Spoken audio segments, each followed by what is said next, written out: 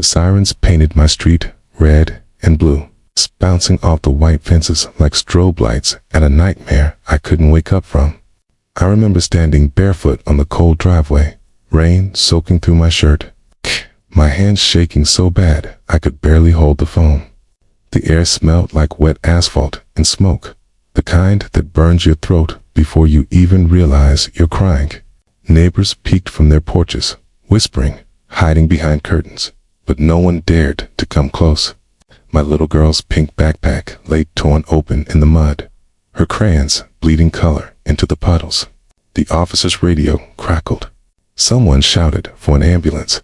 My mind was running in static, replaying the moment over and over. Karen's scream, the flash of her hands, the deafening silence after. I dropped to my knees, clutching the edge of that soaked concrete, trying to breathe, trying to believe this was real. The rain couldn't wash the blood off my palms, and the world felt like it had stopped spinning. Then one of the cops turned toward me, eyes heavy, jaw tight. "Sir," he said quietly, almost like he didn't want to speak it out loud, "we have her in custody." And just like that, everything inside me went still. The woman who'd tormented my family for months was finally in handcuffs. But I didn't feel victory, just a hollow, trembling silence, because my daughter still wasn't breathing. I moved to Maplewood Estates because it looked like the kind of place where nothing bad could ever happen. Rows of identical houses with trimmed hedges, mailboxes that matched, and driveways where kids drew chalk rainbows on weekends. Every morning, sprinklers hissed in unison like a quiet promise of peace, and the air smelled faintly of jasmine and fresh paint. I'd saved for years to bring my family here, to give my daughter, Emily, a life untouched by the noise and fear of the city. I'm a single father, a former police investigator, who hung up the badge after my wife passed. I thought a slower life, barbecues, cul-de-sacs, neighborly waves would be healing. And for a while, it was. Emily made friends, rode her pink bike up and down the street, and painted the driveway with flowers and suns. She'd always say, "Daddy, everyone smiles here." And she wasn't wrong. The neighbors smiled. But some smiles were too practiced, too tight at the corners. Especially hers, Karen Whitfield, the self-appointed queen of the HOA.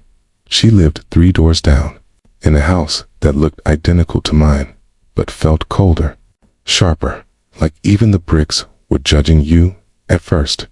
Karen seemed pleasant. She brought a basket of muffins on our first week and complimented Emily's curls. But the compliments came with conditions. "You'll love it here as long as you follow the rules." Rules. That word echoed in every HOA meeting flyer, every laminated notice taped to the community board. No parking overnight. Lawn must remain under 4 inches. No personal decorations visible from street view. It didn't bother me then. I was too focused on fitting in. I didn't notice how Karen's eyes lingered when Emily chalked her wheelchair, ramp in colors, or how her smile faded when my daughter's laughter carried through the air. The neighborhood had a rhythm. Coffee in the morning, gossip at dusk, and silence after 9. But silence has a weight to it, and sometimes it felt like the whole street was holding its breath. I started noticing small things, the way mail went missing, how Karen's car always slowed near our driveway, the disapproving glances when I waved at the retired veteran next door who'd been fined for a flagpole, too tall for aesthetic standards. I was something beneath the surface of Maplewood, a kind of control masquerading as civility. One evening, as the sky blushed orange, I found an envelope wedged under my door. No return address, just typed letters. "Your daughter's ramp violates community uniformity code. Remove immediately." My hands tightened around the paper. The smell of printer ink, sharp against the faint scent of dinner cooking in the kitchen. Emily sat at the table, drawing sunflowers, her favorite. "Is something wrong, Daddy?" she asked. I smiled, said no, and tucked the paper away. But something in my chest tightened. The piece I'd worked so hard for suddenly felt fragile, like it could shatter with one phone call. One complaint, one woman's opinion. That night, as crickets filled the warm air, I stood at the window watching the quiet street, porch lights glowing like false stars. Karen's house stood across from ours, her blinds open just enough for her to see out. She was there, sipping wine, eyes glinting in the reflection of her glass. She smiled when she noticed me looking. Not a friendly smile, a knowing one. The kind that said she already had a plan. Okay, and I just hadn't realized I was part of it yet. It started with a note, short, polite, and venomous. Folded once, placed neatly on my windshield like a gift. Friendly reminder, it read, "Please keep your daughter's wheelchair ramp clear of decorations. It disrupts the uniform aesthetic of our community." No signature, but the faint whiff of lilac perfume told me everything. Karen. I remember holding that paper between my fingers, watching Emily from the porch as she tried to draw tiny stars along the ramp with chalk. Her laughter drifted through the evening air, mixing with the hum of cicadas and the faint buzz of lawnmowers. I should have torn that note in half and forgotten it, but it stayed with me like a splinter under skin. The next day, Karen appeared at the fence, a cup of coffee in hand, lipstick perfect, smile sharp. Morning. She called. Such a lovely day. I hope you got my little reminder. We just try to keep everything looking consistent. She said that last word slowly, like it had weight. I smiled back, pretending I didn't notice her eyes dart toward the ramp. That weekend, the HOA held its monthly meeting at the community center, beige walls, plastic chairs, and a big poster reading Maplewood, where order lives. Karen stood at the front, clipboard in hand, every word wrapped in fake sweetness. When my name came up, her tone changed. "We have a small concern regarding accessibility modifications," she said, glancing toward me. "Of course, we support inclusivity, but the ramp's color is rather distracting. It's visible from the street." People nodded awkwardly, not wanting to pick sides. One man mumbled, "Maybe repaint it." Another whispered, "It's just a child's art." My chest tightened as Karen smiled thinly. "We just want everyone to feel comfortable," she added, turning back to me. "You understand, right?" I did what good neighbors do. I swallowed it. I smiled and said, "Of course." That night, I repainted the ramp plain gray while Emily slept. She cried the next morning when she saw it. "Daddy, where did my stars go?" I told her we'd paint new ones soon, but something in me cracked when I saw her wipe her tears with those small hands. I left the badge behind to build a gentler life, but that neighborhood was starting to feel like a battlefield with no bullets, just quiet cruelty. The next incident came days later. I was pulling weeds when I heard Karen's voice behind me. "You might want to move your trash bins back a few inches," she said sweetly. "They're too close to the curb." I glanced up, sweat dripping down my forehead, and forced a smile. "They're in the same spot as everyone else's." She tilted her head. "Yes, but you're at the corner lot. It's different for corner homes. Rules are rules." She left before I could answer, her heels clicking on the pavement like a metronome of control. Later, I found a fine taped to my mailbox. HOA violation, improper bin placement, $50. The pattern continued. Anonymous complaints about my lawn, about the color of Emily's flower pots, even about the way her service dog barked when delivery trucks passed. Each message was phrased with concern, but dripped with malice. "We all value peace and order here." One read, "Perhaps your family needs time to adjust to our community standards." The words hit harder than I expected. I'd seen criminals lie straight to my face, but nothing compared to this, the smiling deceit of neighborly hate. One afternoon, Emily and I returned from the grocery store to find a small crowd near our driveway. Karen stood among them, hands folded, eyes bright.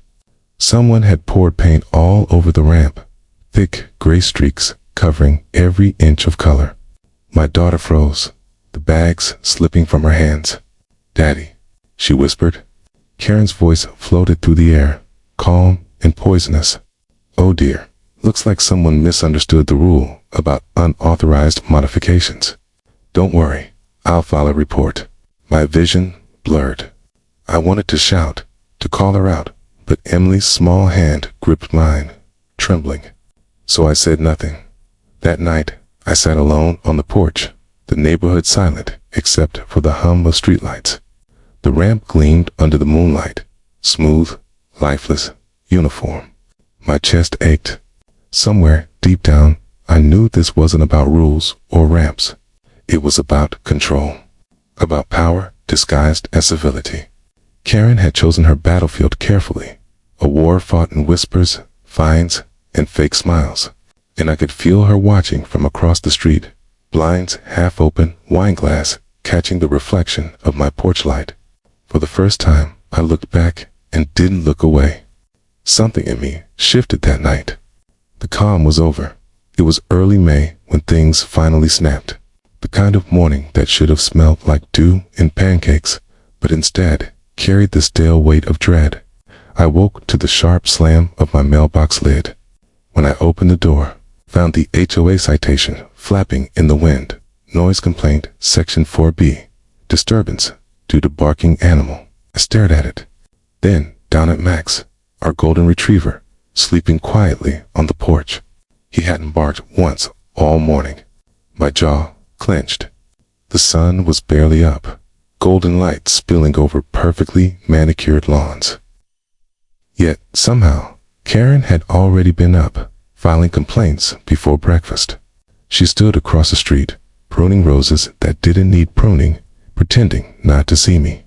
But when I looked up, she smiled, slow, deliberate, and waved with her gloved hand. That was her power, to make cruelty look polite. Later that week, Emily came home from school, quieter than usual. I found her in her room, head bowed over her sketchbook. "What happened, sweetheart?" I asked. She hesitated. "Mrs. Whitfield told the other kids that my dad doesn't follow rules." Her voice cracked. She said, "We make the neighborhood look messy." My stomach turned. Karen volunteered at the school board. She had access to every whisper in town.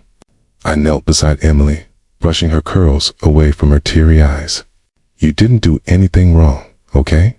She's just unhappy." Gah, but I didn't believe my own words. That night, as I washed the dishes, I could hear the faint echo of laughter from Karen's backyard. A small gathering, clinking glasses, and one voice saying loud enough for me to hear, "Some people just don't belong here." The next morning, I found tire marks across my driveway, deep grooves slicing through the concrete.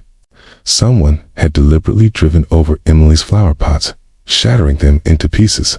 Petals, soil, and shards of ceramic littered the ground like confetti after a funeral. I felt something boil inside me. I checked the security camera footage, but the wire had been cut. Cleanly, professionally. My fingers trembled as I reattached it. I'd seen acts of vandalism in my years on the force, but this wasn't random. This was a message. The neighborhood began to shift after that. Some neighbors avoided eye contact. Others offered polite, pitying smiles. Rumors floated like pollen in the air. "He's overreacting. He's making trouble. Karen's just enforcing rules." I'd walk into the HOA meeting and feel the silence wrap around me like plastic, suffocating, fake. Karen, always calm, would stand at the front and talk about community harmony, while her eyes stayed locked on mine. She'd slip in subtle jabs. "We all know the importance of following safety codes, especially for those who modify their properties without approval." Everyone would nod, and I'd sit there, gripping the armrest, fighting the urge to call her out in front of them all. Then came the final straw. It was a Saturday afternoon. The sun hung low, painting the street gold. Emily was out front, drawing on the sidewalk, hearts, flowers, her usual little world of color. I was in the garage fixing a loose hinge when I heard her scream. I dropped the wrench and ran out. Karen stood at the curb, holding a garden hose, the water still dripping, and Emily sat on the ground, soaked, her chalk drawings smeared into gray puddles. She was making a mess, Karen said calmly, as if discussing the weather. My voice came out low, shaking. You sprayed my daughter.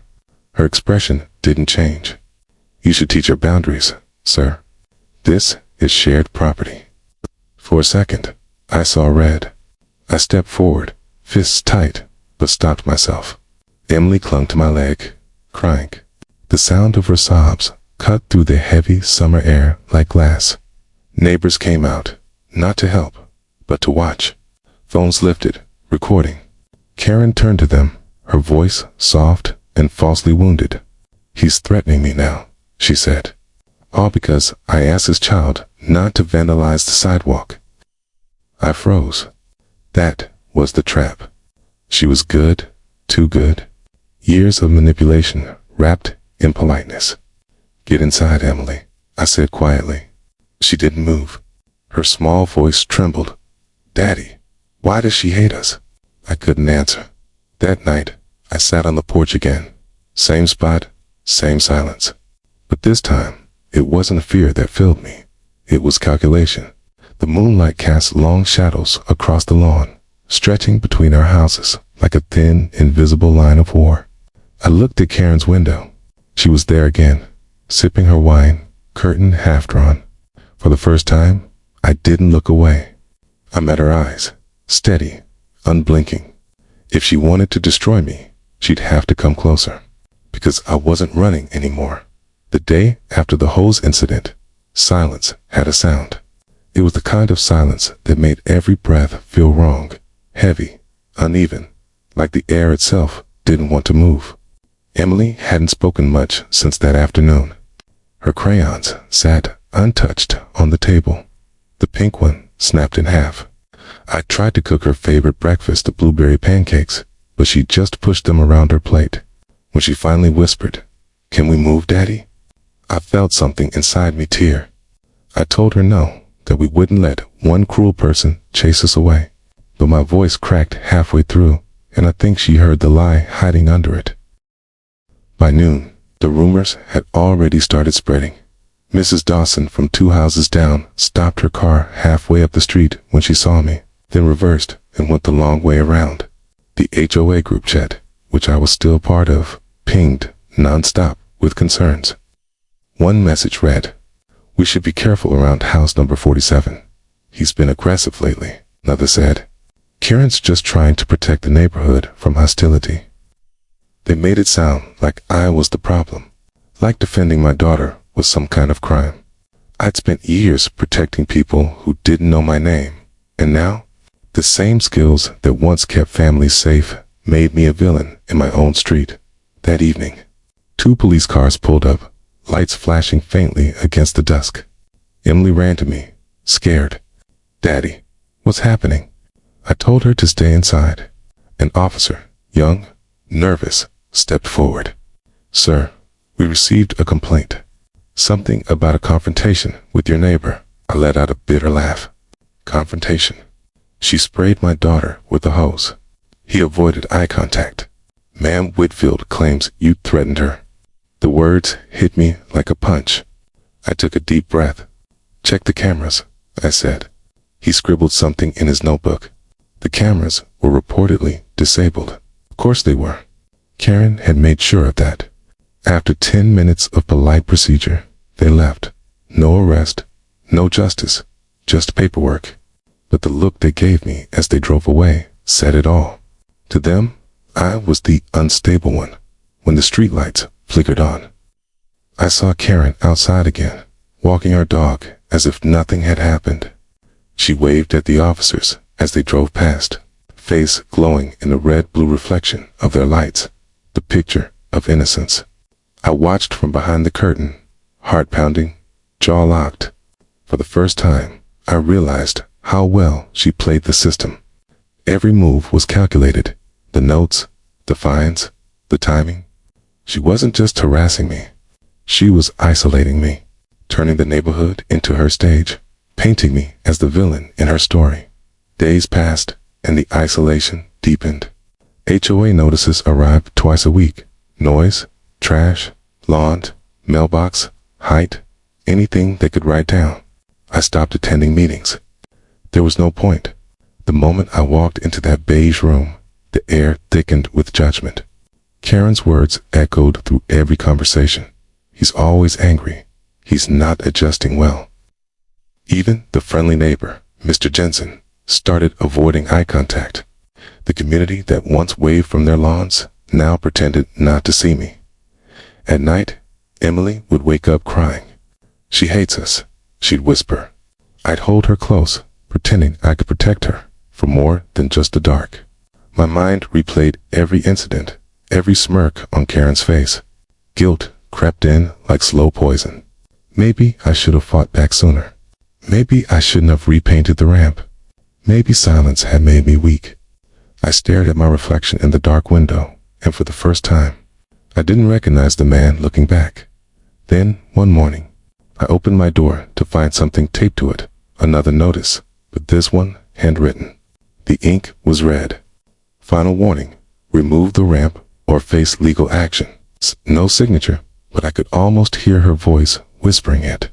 That was the moment something in me shifted. Fear hardened into resolve.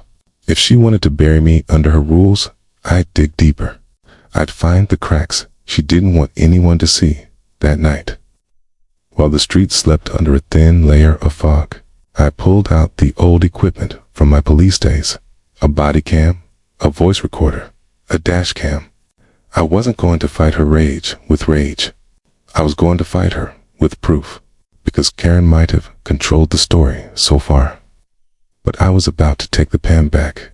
That night, sat in the garage with the lights off, the hum of the refrigerator, the only sound in the stillness. The whole house slept, except me. My hands rested on the table, fingers tracing the outline of an old leather case I hadn't touched in years. When I finally unlatched it, the faint smell of gun oil and worn leather filled the air. Inside was a badge, tarnished around the edges, but still gleaming faintly under the dim light. Federal Bureau of Investigation. My name, my past, the life I'd buried when I promised Emily a quiet one. I ran my thumb over the emblem, feeling the weight of it. For the first time in years, I didn't see it as a memory. I saw it as a weapon. For months, I played the part of the quiet neighbor, the man who smiled through harassment, the father who avoided confrontation. That was over now. I realized Karen didn't just want to annoy me. She wanted to break me. She'd studied me, figured out how to twist public opinion, how to make the system her shield. But I'd spent 15 years building that same system from the inside. I knew where the cracks were. I knew how to read a lie by the blink of an eye, a breath too quick, a shift in tone. I wasn't just some angry dad. I was trained to read predators. And now I was looking at one dot. I started small. I reviewed every HOA document, every clause, every rule Karen had used against us. It took one night to find it, a financial irregularity buried in the budget. Thousands of dollars marked as community maintenance, but redirected into board management expenses. Her signature was everywhere. My pulse quickened, a familiar adrenaline rush I hadn't felt since undercover days. I saved every document, every email, and took photos of the originals.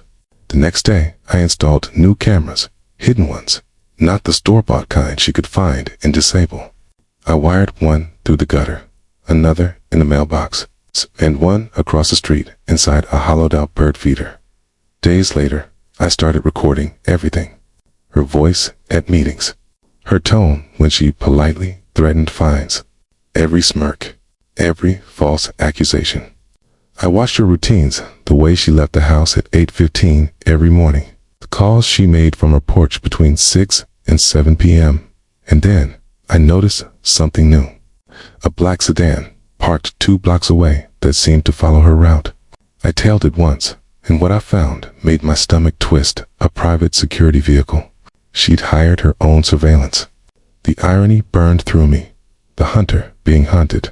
The old instincts kicked in. Observation, pattern, patience. I started building a profile.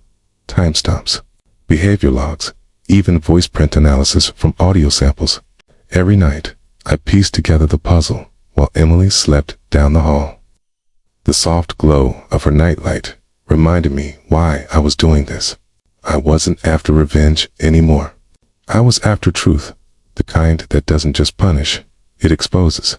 One evening, I caught her red-handed. The footage was grainy, but clear enough. Karen, pouring a can of paint over my driveway just before dawn. She looked around, confident, unbothered, unaware of the camera blinking faintly through the fog. I watched the clip 3 times, each time feeling a deeper calm settle in. For the first time in months, I wasn't angry.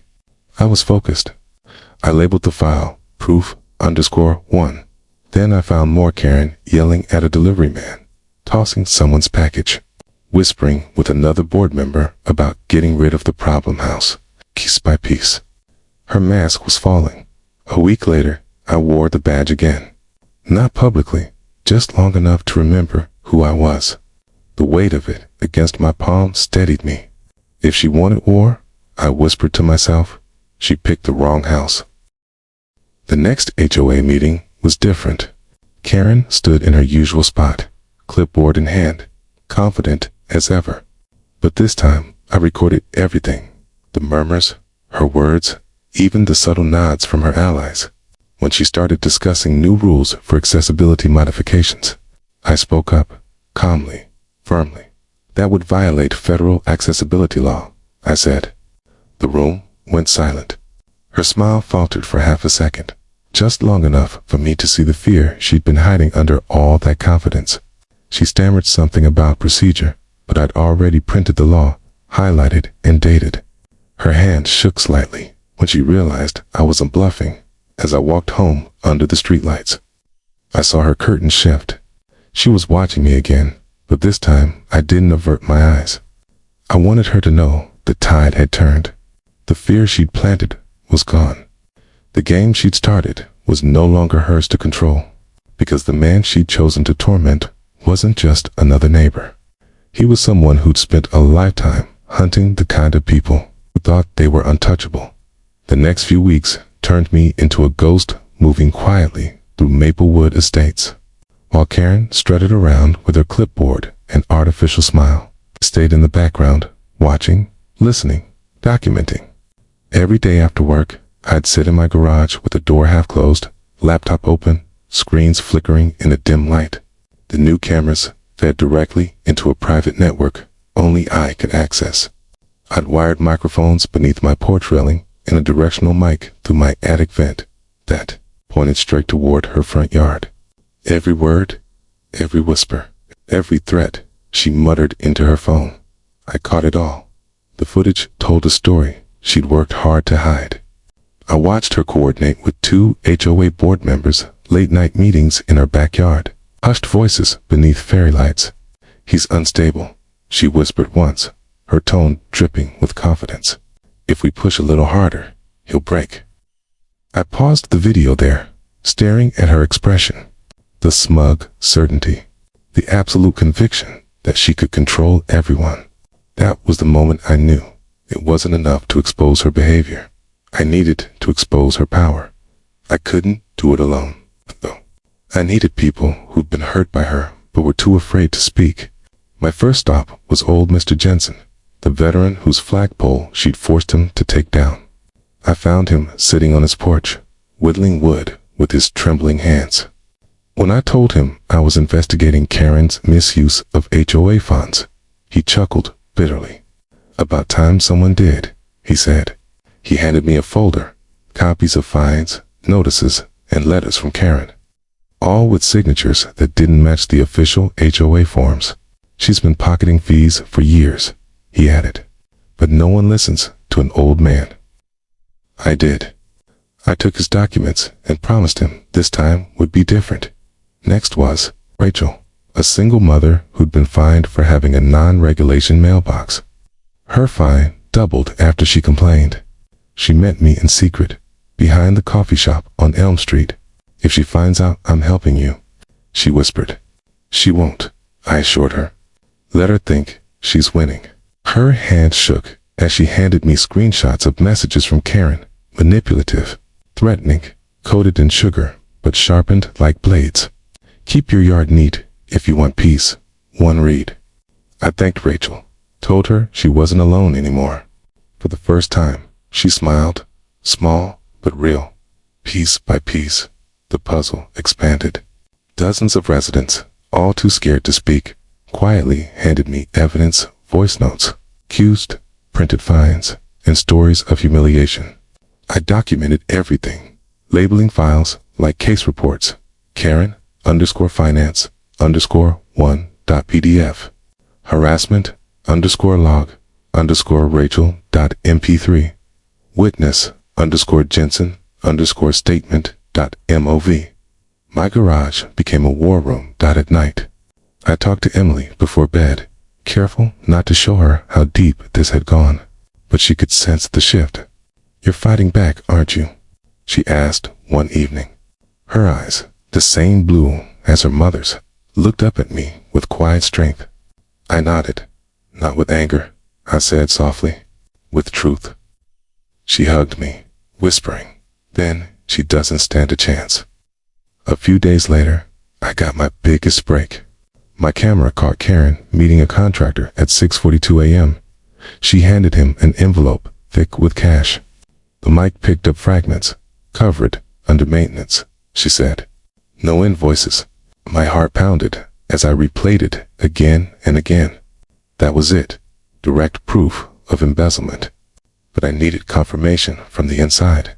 That's when I approached Linda, the HOA's treasurer, a quiet woman with tired eyes who always avoided confrontation. I caught her after a meeting, away from Karen's gaze. I know you didn't sign those transfers, I said quietly. Her face paled. How she started, but I interrupted, because I've seen the files, and I know you're not the villain here. Tears welled in her eyes.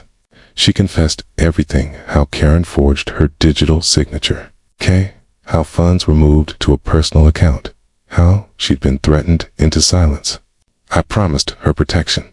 You won't go down for this, I said, but she will. By the end of the week, I had over 40 gigabytes of proof, financial records, audio evidence, witness statements, enough to sink not just Karen, but the entire board she manipulated. Still, I didn't rush. I'd learned long ago that timing was everything. Justice isn't just about catching the villain. It's about letting them walk straight into their own trap.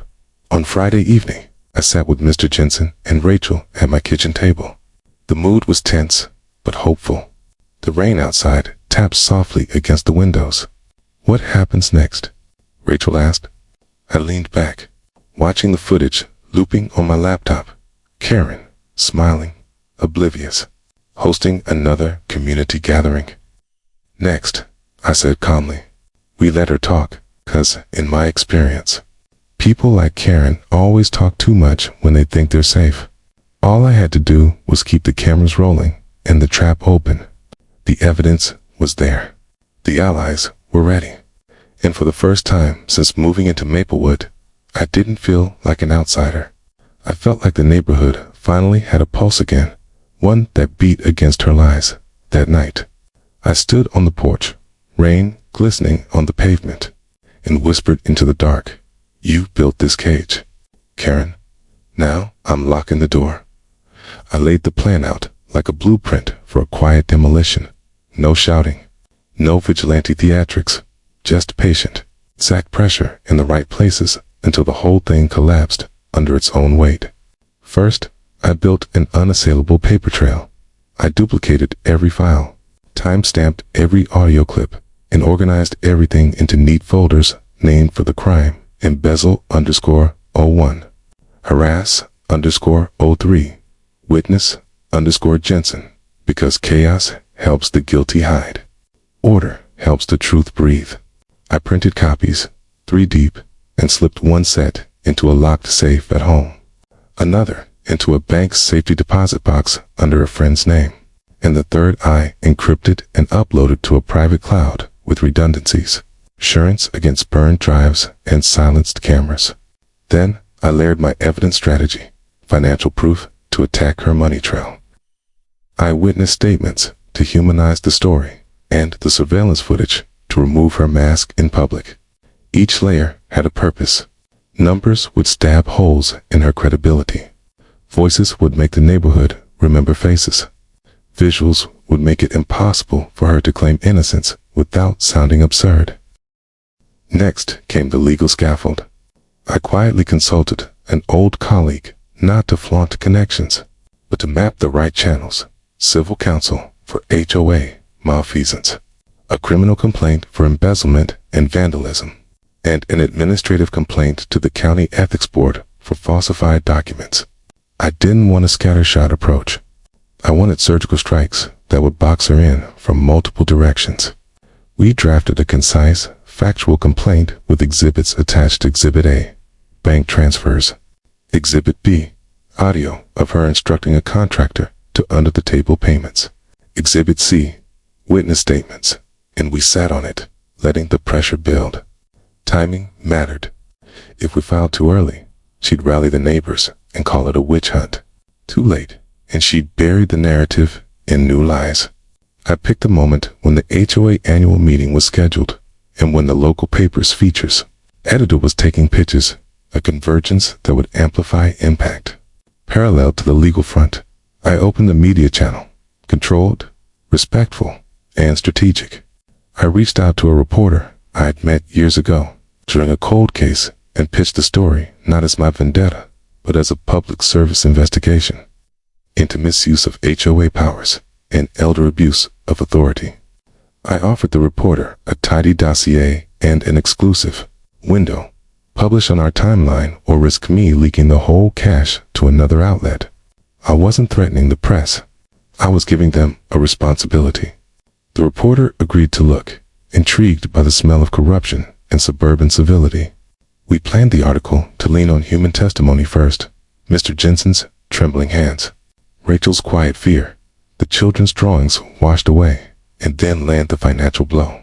Because readers empathize with people before they process spreadsheets. Social pressure was the third arm of the strategy. Karen thrived on unanimous nods and polite silence.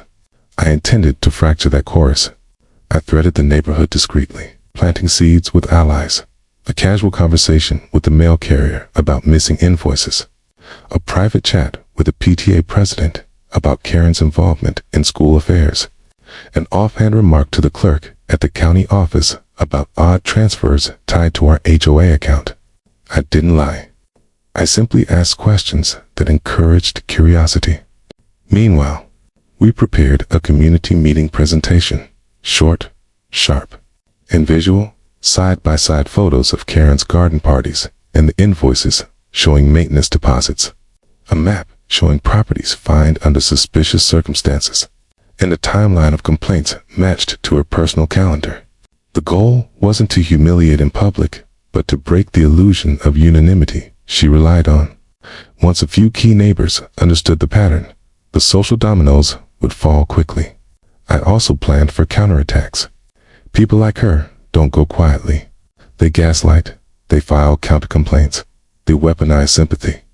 So I recruited allies who had nothing to gain from me, the retired accountant next door who could testify about irregular bookkeeping, a school counselor who would confirm Karen's manipulations at PTA meetings, and a local pastor who'd seen her hypocrisy firsthand. I prepped affidavits, trained witnesses on sticking to facts, and rehearsed the narrative until it sounded like truth spoken plainly. I set traps to an innocuous community petition asking the board to audit finances, a FOIA request for HOA bank records, and a public comment scheduled at the same meeting where she planned to grandstand. Those procedural moves would force her to answer in paperwork and public testimony rather than performative charm. Most importantly, I guarded Emily's life from the fallout. I made sure she was buffered from spectacle school pickups handled by trusted neighbors. Her friends' parents briefed not to let gossip reach her. And our home life insulated by simple routines that made her feel safe. Justice had to come without turning my child into collateral. That restraint kept me steady. Revenge that destroys what you love is not justice. In the days before the strike, I slowed my steps and let the neighborhood breathe. The calm before a storm I'd started very quietly. I checked the camera feeds one last time, reviewed witness statements, and rehearsed the plain words I'd use when the time came. Facts, not fury. Evidence, not accusation. Then, on a crisp Thursday evening, when the HOA was due to post its monthly minutes and the reporter was set to file, I clicked send on the complaint, handed the reporter the primary files, and watched as the trap I'd spent weeks building snapped shut, not with a bang, but with a series of administrative echoes. Subpoenas issued, a front-page headline drafted, neighbors whispering into phones. The satisfaction wasn't in watching her fall. It was in knowing that the system I once served would do its job, because I'd given it the right levers to pull. Justice, in the end, was less about crushing a person and more about restoring a community's right to breathe. It began quietly, the way every earthquake does before the first crack splits the ground. Thursday morning dawned clean and bright, sunlight flashing against the neat chrome mailboxes of Maplewood Estates. But inside my house, the air felt electric, humming with everything I prepared for weeks. My laptop screen glowed with 3 open tabs: the court's digital filing system, the encrypted folder of evidence, and a draft message to the reporter. At 8 a.m. sharp, I clicked submit complaint. The cursor froze for a half second. Then a green confirmation check appeared. Case number assigned. HOA Board versus Federal Accessibility and Embezzlement Inquiry. The trap was officially live. 2 hours later, while most of the neighborhood still thought it was a normal day, county investigators walked into the HOA office. I watched from my car across the street, the way I used to during surveillance ops, camera running, heart steady. Karen's SUV was parked out front, her license plate shining like a badge of arrogance. She arrived minutes later, coffee cup in hand, face relaxed, unaware. When she stepped inside, the first investigator stood, flashed his credentials, and began speaking. I couldn't hear the words, but I knew the rhythm. Formal, procedural, cold. I saw her smile falter, her hand freeze halfway to her hair. She laughed once, nervous, dismissive, then started talking too fast. That's when the second investigator handed her a document folder thick enough to break her composure entirely. At the same time, the Maplewood Chronicle uploaded their breaking story. Local HOA under investigation for financial misconduct and harassment allegations. The article featured a still frame Karen's hand mid-gesture at a meeting, mouth open, eyes cold. Under it, the caption read, Board President accused of targeting disabled child's family. My phone buzzed nonstop. Messages from neighbors, from the reporter, from the attorney confirming the county had accepted the complaint. I scrolled through comments as the story spread to local social feeds. I knew something was wrong with her. That poor little girl. How could the HOA let this happen? The narrative had shifted, and for the first time, not in her favor. By midday, the news van arrived. The camera crew set up near the entrance sign of our subdivision, their bright lights turning the peaceful street into a stage. Neighbors peeked from windows, pretending not to watch. Karen emerged from the HOA building just as the reporter began her live segment. The microphone swung toward her. The red light blinked, and for a moment, the woman who'd ruled this street looked small. Mrs. Whitfield, the reporter called.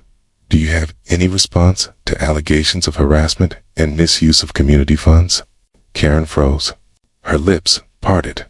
The confident smile returned, thinner now. I've done nothing wrong, she said, voice shaking just enough to betray the truth. This is a misunderstanding, probably the work of a disgruntled homeowner. Then she looked straight at the camera, and I swear for an instant her eyes darted toward my house. By evening, half the town had seen the footage. Calls poured into the HOA office, demanding transparency. Board members who once stood behind her now panicked, deleting group messages and distancing themselves. The next morning, an emergency meeting notice went out.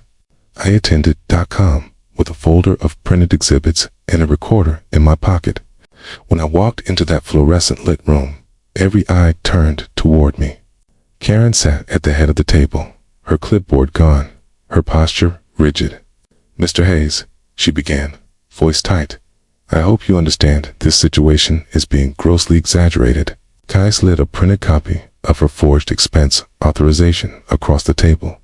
"Exaggerated," I said evenly. "That's your signature authorizing payments to a contractor who doesn't exist." Silence filled the room like fog dot. Someone from the board whispered, "Is that true, Karen?" She didn't answer. I pressed the next sheet forward, a still image of her pouring paint over my driveway. "This is from April 22nd, timestamped 5:47 a.m. You told police you were asleep," face strained of color. "You've been recording me?" she said, voice cracking. "No," I replied. "I've been protecting my family," the board murmured. One member stood, muttered that he wanted to resign, and left. Another said she needed to consult her lawyer. Karen tried to regain control, voice rising, words tumbling. "This is harassment. You're twisting everything. I'm the victim here." But no one was listening. The power she'd held for years, the illusion of order, of leadership, cracked in real time. She slammed her hand on the table, the sound echoing off the plastic walls. "You think this is over?" she hissed. "You have no idea who you're dealing with." I met her eyes. "I do," I said quietly. Finally, later that night, the footage went viral, not because I posted it, but because someone in that meeting had recorded it and leaked it online. The caption read, "HOA President confronted by former FBI agent, father of disabled girl." The clip spread faster than wildfire. People around the state reposted it, adding their own outrage. "This is what HOA abuse looks like." He handled it with class. Karen finally met her match. For once, the internet's noise was justice instead of cruelty. But victory is never clean. The next morning, my lawyer called. "She's filing a restraining order," he said. "Claims you're stalking her." I almost laughed. Of course she is. It was her last move, the reflex of someone who'd lost control and needed a new stage to perform on. I told him to prepare a countermotion with the video evidence attached. Still, the unease crept in. People like Karen don't accept defeat. They reinvent the story until they find a new way to strike. That night, as rain whispered against the windows, I stood on my porch watching the blue glow of news coverage flicker through her blinds.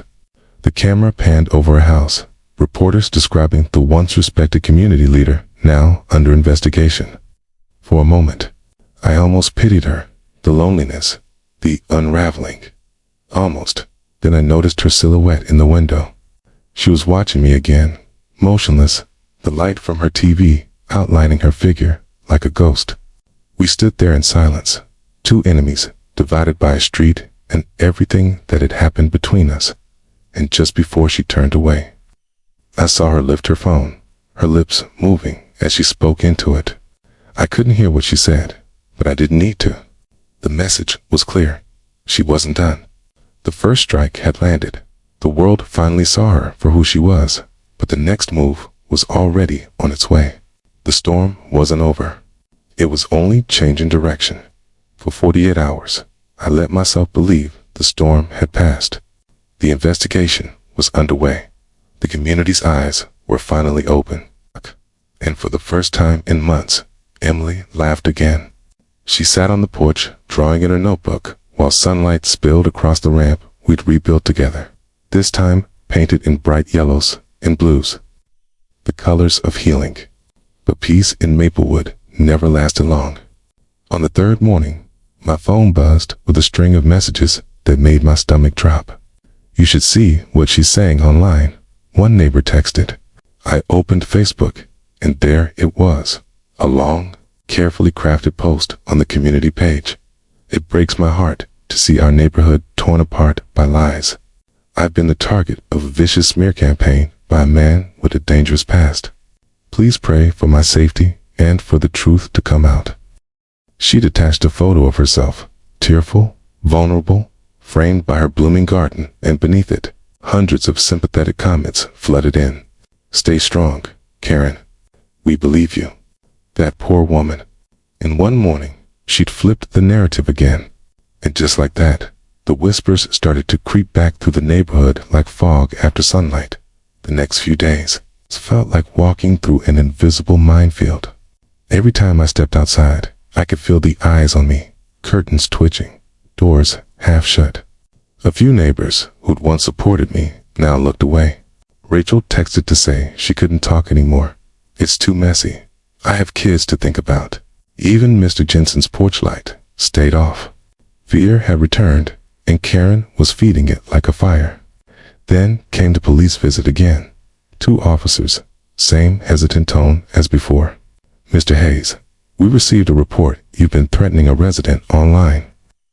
I laughed bitterly, disbelief shaking through me. Threatening her? She's the one posting about me.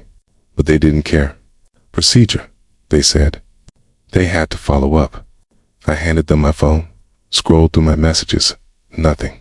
They left, apologetic but distant.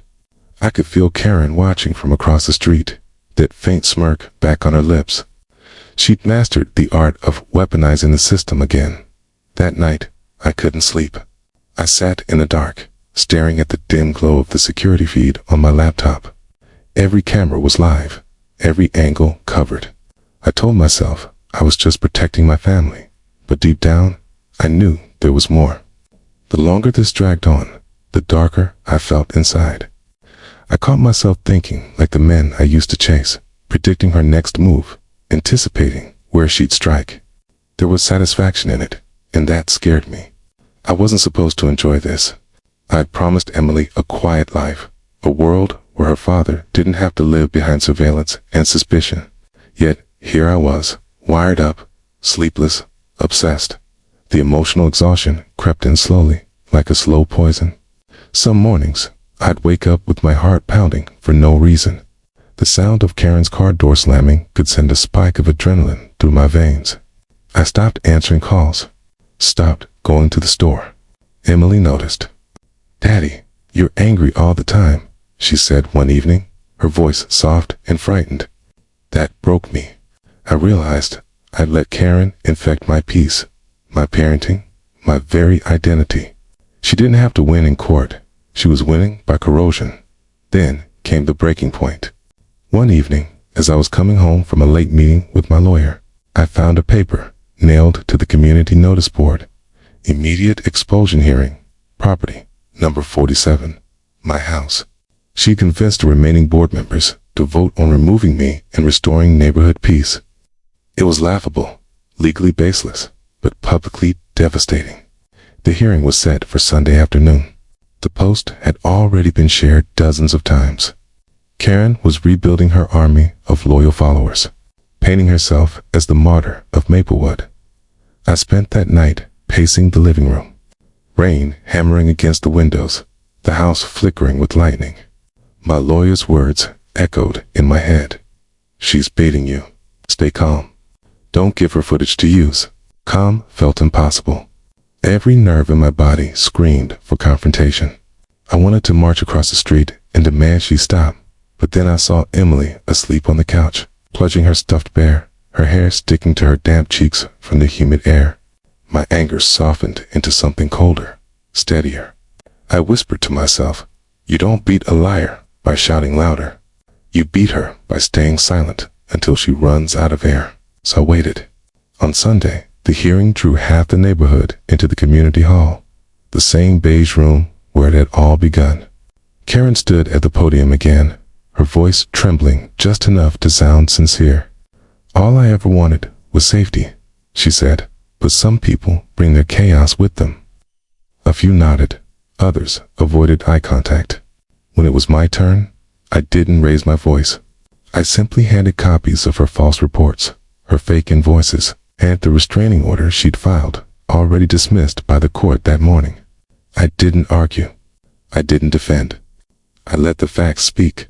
When I finished, I turned to leave. No applause, no triumph, Just silence. Outside, the sun was setting, painting the sky in burnt orange and steel blue. I stood by my car, breathing in the warm evening air, and for the first time, I didn't feel rage, just emptiness. Karen had twisted everything she could, and still, the system was grinding toward justice at its slow, inevitable pace. I'd done my part. Now, it was time to wait for her world to collapse under its own lies. That night, as crickets sang and the streetlights buzzed faintly, I looked across the road one last time.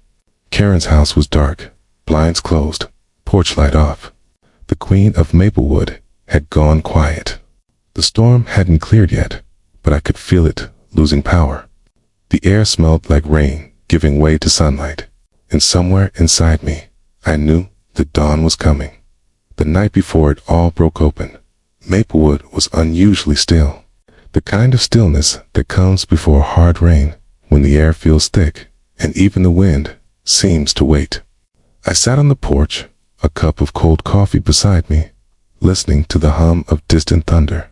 It had been weeks since the expulsion hearing, weeks of tense silence and sideways glances.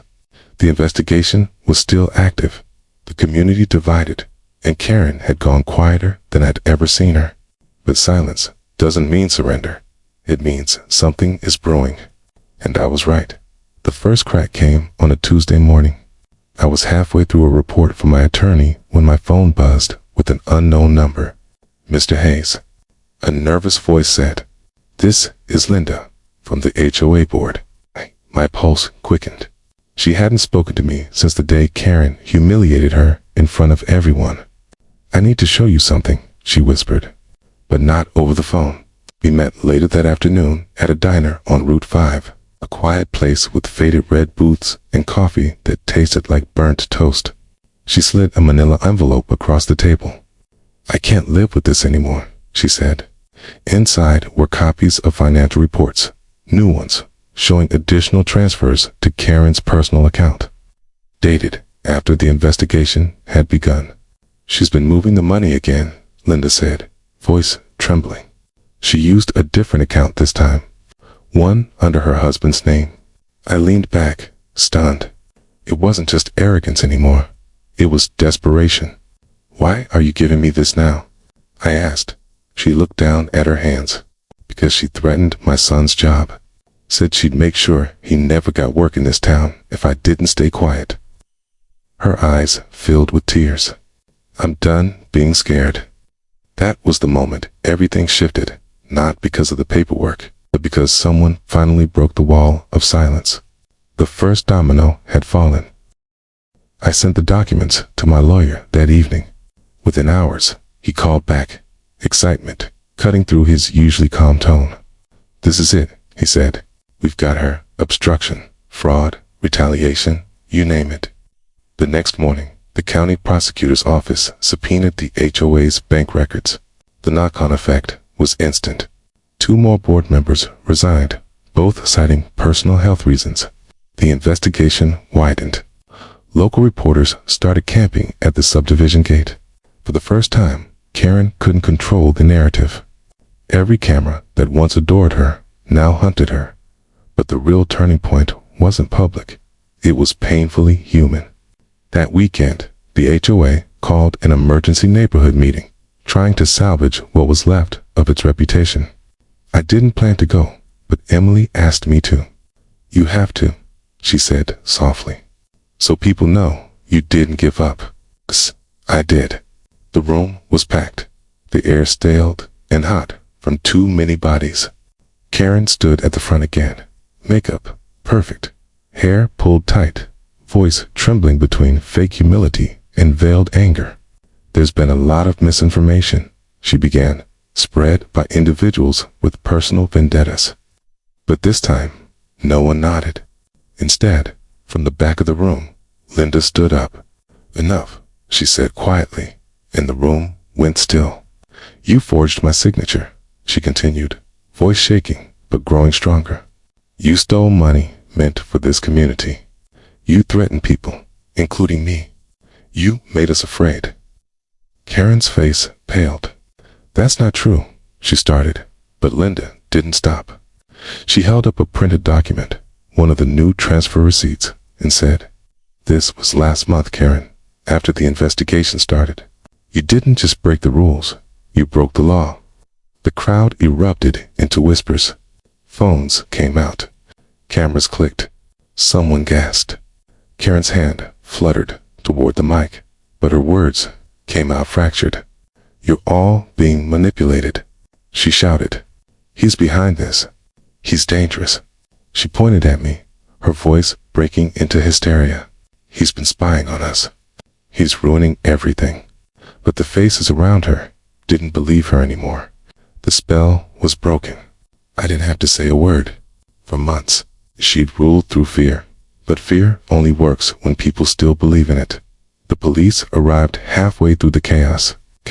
Plainclothes detectives, this time. One of them approached Karen, quietly asked her to step outside. She protested, waving her arms, trying to hold the crowd's attention. "This is harassment," she screamed. "I'm the victim." But no one moved to help her. As they led her out, her voice echoed down the hallway, shrill, desperate, unraveling. For the first time, I didn't feel anger. I just felt tired. The kind of exhaustion that comes after months of holding your breath. When I walked outside, sky had opened up. Rain poured down in thick silver sheets, washing the sidewalks clean. Emily stood under the community awning with her small umbrella, waiting for me. She smiled, a soft, proud smile that made the entire battle feel worth it. "Did it end?" she asked. I looked out at the flashing police lights reflecting in the puddles, the reporters shouting over the thunder. "Not yet," I said quietly, "but it's ending." That night, as I tucked her into bed, I realized something I hadn't before. Justice doesn't always roar. Sometimes it comes quietly, like rain finally hitting dry ground, soaking through, seeping into places pain used to live. The next morning, Maplewood felt different. The air was lighter. The neighbors who once avoided me waved again, tentative, uncertain, but real. And when I walked past the HOA board, notice still nailed to the community board, I saw someone had written 3 words in black marker across the bottom. "We see you." Karen's empire had fallen, not with fire or rage, but with truth, piece by piece, confession by confession. But standing in that new calm, I also understood the cost. I lost months of peace, trust, and parts of myself I wasn't sure I could get back. Justice had come, but it had teeth. The morning they took her away. The air in Maplewood was strangely calm, almost too calm, like the whole street was holding its breath. It was 7:12 a.m. when the first patrol car rolled in, its tires whispering across the wet asphalt. I stood on my porch, coffee cooling in my hand, watching the flashing lights bounce off the white fences she used to boast about keeping aesthetically compliant. A few neighbors had already gathered, still in their robes, pretending to check their mail, but really there to witness the end of the story that had haunted the street for months. The officers walked straight to her house. Karen stepped out before they could even knock. She was dressed immaculately, crisp, blazer, pearls, and that same controlled smile she always wore when she wanted the world to think she was untouchable. For a second, I almost believed she might talk her way out of it again. But then the lead detective read the charges: embezzlement, fraud, falsification of records, harassment, and obstruction of an ongoing investigation. The words echoed down the block, and for once, she had no script prepared. "I don't understand," she stammered. "This is a mistake. I've done nothing wrong." The detective kept his tone neutral. "Ma'am, we have evidence and witness statements. You'll have your chance to explain in court." She turned toward the crowd that had gathered, her voice cracking. "You all know me. You know what I've done for this neighborhood." No one answered. The silence was louder than any accusation. A few looked away. Others just watched, faces blank, as if they were still processing that their queen had fallen. When the cuffs clicked around her wrists, something inside me released. It wasn't triumph, not even relief. It was weight, finally shifting off my chest. For months, I dreamed of this moment, but, standing there, all I felt was tiredness, the kind that sinks deep into your bones, the kind that doesn't cheer, it exhales. The local news van arrived minutes later. Reporters swarmed, microphones out, cameras humming. One of them spotted me across the street. "Mr. Hayes, is it true you provided key evidence in this investigation?" I hesitated, then nodded. "I just wanted peace," I said simply, "for my daughter, for this community." The reporter asked if I had anything to say to Mrs. Whitfield. I looked at Karen as the officers guided her toward the car. She met my eyes, defiant, cold, the same steel gaze she'd used to intimidate this entire neighborhood. For a moment, it felt like time folded in on itself, every argument, every humiliation, every sleepless night collapsing into this one silent stare. "She ruined my life," she hissed, voice sharp enough to cut the morning air. I stepped closer, my tone steady. "No," I said quietly. "You did that yourself." The camera caught that moment, her eyes flashing, her mask cracking, and by noon, the clip was everywhere. "You ruined my life." "No, you did that yourself." It became the headline, the soundbite, the final nail in her public image. Within hours, she wasn't just the HOA tyrant of Maplewood, she was a symbol of suburban corruption. News outlets called it the Maplewood case. Commentators debated the psychology of control.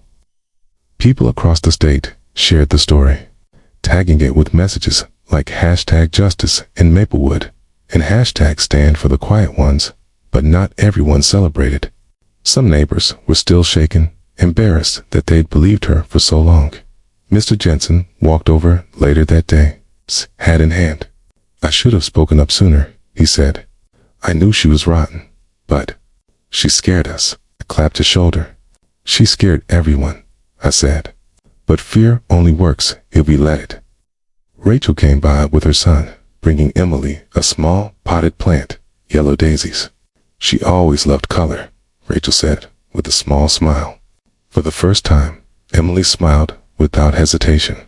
"We're keeping them right by the ramp," she said proudly. That evening, the HOA held an emergency meeting, this time without Karen. It felt surreal walking into that same beige room that had once been her kingdom. The tension was gone, replaced by something fragile but hopeful. The remaining board members apologized publicly. Linda, now acting president, stood at the front and read a prepared statement on behalf of the Maplewood HOA. "We acknowledge the harm caused by our former board president's actions. We are implementing new oversight and will be refunding misused funds to affected residents." The room broke into applause. Some cried. It wasn't about money. It was about dignity. Finally restored, when the meeting ended, people who hadn't spoken to me in months came over to shake my hand. "You were right all along. Thank you for not giving up." I smiled politely, but part of me wanted to say, I didn't do it for thanks. I did it because no one else would. As night fell, I took Emily for a walk around the block. The air smelled of wet grass and honeysuckle, the same scent from when we first moved here. The houses looked softer, somehow, less like fortresses, more like homes. She held my hand and looked up at me. "Is she gone for good?" she asked. I nodded. "Yeah," I said. "She's gone." She was quiet for a moment, then said, "Good. Maybe now the street can breathe again." I smiled. She always had a way of saying things that went straight to the heart of it. Across the street, Karen's house sat dark. For the first time since we moved in, the blinds were drawn tight. No warm light spilling through the windows. A for sale sign had already appeared on the lawn. A stray gust of wind rocked it slightly, its metal hinge creaking like a closing chapter. Later, as I tucked Emily into bed, she asked, "Do you think she's sorry?" I paused. "Maybe," I said. "But sometimes, people like her don't see what they've done. They only see what they lost." She thought about that, then nodded slowly. Then I hope we never end up like her. I brushed her hair back and whispered, we won't. Downstairs, I stood by the window, watching the rain start again, soft, cleansing. The reflection in the glass showed a man who looked older, wearier, but lighter too. Maplewood had finally found its peace, and so had I. Justice hadn't come with vengeance or fire. It came with truth, steady and unstoppable. And as the rain whispered across the rooftops, I realized something I hadn't in months. The silence finally felt safe again. The sun rose slow and golden over Maplewood, the same way it always had, yet everything looked different. The light didn't just spill across the lawns, it revealed what had survived the storm. The street was quiet again, but it wasn't the heavy, fearful silence from before. It was softer now, peaceful, like the neighborhood itself was learning to breathe again. I stood by the window, watching Emily raise her wheelchair down the freshly paved sidewalk. Her laughter cutting through the crisp morning air like birdsong after a long winter. For months, I dreamed of this sound, uncomplicated joy. It wasn't loud, it wasn't triumphant, but it was free. The world had moved on faster than I expected. Karen's trial had come and gone in the span of a few months. She pleaded guilty to multiple counts of fraud and falsifying documents, trading her pearls and pristine garden for a beige jumpsuit and fluorescent lights.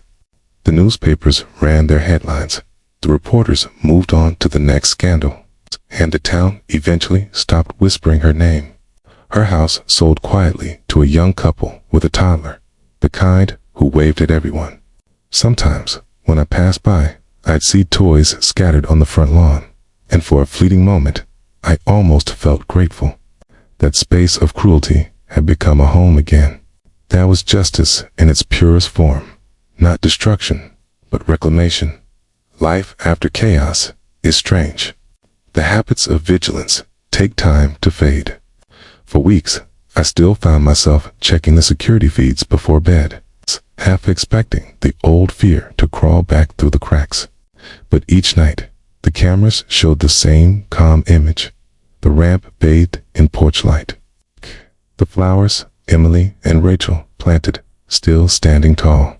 I learned to close the laptop earlier, to let the dark be just dark, not a threat. Slowly, the armor I'd built began to loosen. Neighbors started rebuilding too. The HOA, newly reformed under Linda's leadership, became what it should have always been, a community forum, not a court. Meetings turned into potlucks. Budgets were transparent, and people actually laughed during discussions. Rachel joined the board. Mr. Jensen volunteered to handle the flag restorations for veterans. They even voted to rename the Central Park Sunrise Square in honor of the spirit of renewal. The first event held there was a fundraiser for accessibility awareness, with Emily cutting the ribbon. She wore her favorite yellow dress, the same color Karen used to wear. But on her, it symbolized warmth, not arrogance. One afternoon, as I was trimming the hedges, Linda walked over with a small envelope. "We wanted you to have this," she said. Inside was a plaque engraved with simple words, "To those who stood when silence was easier." I didn't know what to say. For so long, I hadn't felt like a hero, just a father trying to survive. But as I watched my daughter tracing the letters with her tiny fingers, I realized heroism wasn't about grandeur. It was about endurance, staying decent when hatred tried to make you cruel. I'd thought about forgiveness a lot since everything ended. Not for her sake, but for mine. Hatred is a chain, and even when you win, it keeps you bound to what hurt you. One evening, as the sun dipped low, I drove past the county jail. I didn't go inside. I just parked on the hill overlooking the concrete walls. Somewhere in there, Karen was probably still telling herself she'd been wronged. I didn't feel anger anymore. I didn't feel satisfaction. I just whispered, "I hope you learn peace, too." Then I drove home, feeling lighter than I had in years. At home, Emily was waiting on the porch, her sketchbook open. She'd drawn our street houses lined in warm colors, birds above the rooftops, the ramp painted bright blue. At the bottom, in her careful handwriting, she'd written, "Home means we don't have to be scared anymore." I swallowed hard, sitting beside her as the cicadas sang. "You're right," I said quietly. "We don't." As night fell, the first fireflies blinked across the yard. Their glow danced over the flowers, over the mailbox that no longer carried threats, over the ramp that had once started a war but now led to laughter. I thought of my wife then, her promise that someday I'd build something gentle again. Maybe this was it. Not a perfect neighborhood, not a flawless life, but a place that had faced its own darkness and learned to stand in the light anyway. When I finally went inside, left the porch light on, not out of fear, but as a signal to the neighbors who had come through the fire, to the new families finding their footing, to anyone who might one day feel small and unseen here. Light means someone's awake, someone's watching, someone cares. The next morning, as the sun crept over the rooftops, I stood by the window again, coffee in hand, and whispered the same line that had carried me through it all. The sun rose on the quiet street, but I wasn't the same. And I smiled, because that was exactly how it should be. Sometimes, when I sit on the porch in the quiet hours before dawn, I think about how small moments can change an entire life. A smile that turns into a sneer, a rule twisted into a weapon, a good neighborhood that forgets how to be kind. Maplewood taught me that evil doesn't always arrive with noise or violence. Sometimes it comes disguised as order, wrapped in politeness, and signed with a clipboard. But it also taught me something far more powerful. That truth, even whispered, is louder than fear. If you've ever been bullied by power, by someone who thought the rules made them untouchable, remember this: they only win if you let silence do their talking. I learned that the hard way. I spent months walking on eggshells, trying to be the good neighbor, trying not to make waves. But silence feeds cruelty. The day I spoke up, the day I decided to stop hiding, everything began to change. Not instantly, not perfectly, but inevitably. Because the moment you stand up for what's right, even if your voice shakes, the ground under the bully starts to crumble. I don't tell this story to relive the pain, but to remind anyone listening that justice isn't always dramatic. Sometimes it's slow, patient, procedural, but it comes. And when it does, it doesn't just fix what was broken. It restores what was lost. My daughter laughs again. The neighbors wave again. The street feels like a home again. And every morning when the sun hits that ramp, the one they said didn't fit the aesthetic, I see color, hope, and defiance shining together. If you're living through your own version of Maplewood, if someone's trying to shrink your world with intimidation or rules or shame, I want you to know you're not powerless. Keep your receipts. Protect your peace. Gather your truth like small stones and build your wall of evidence, one piece at a time. And when the moment comes, speak. Speak for yourself, for the quiet ones watching, for the people who no longer can. Because bullies hide behind noise. But justice moves quietly, and it never forgets. Pause, cinematic fade to black, soft piano underscoring narration. They tried to silence us with rules. But the truth didn't need permission to be heard.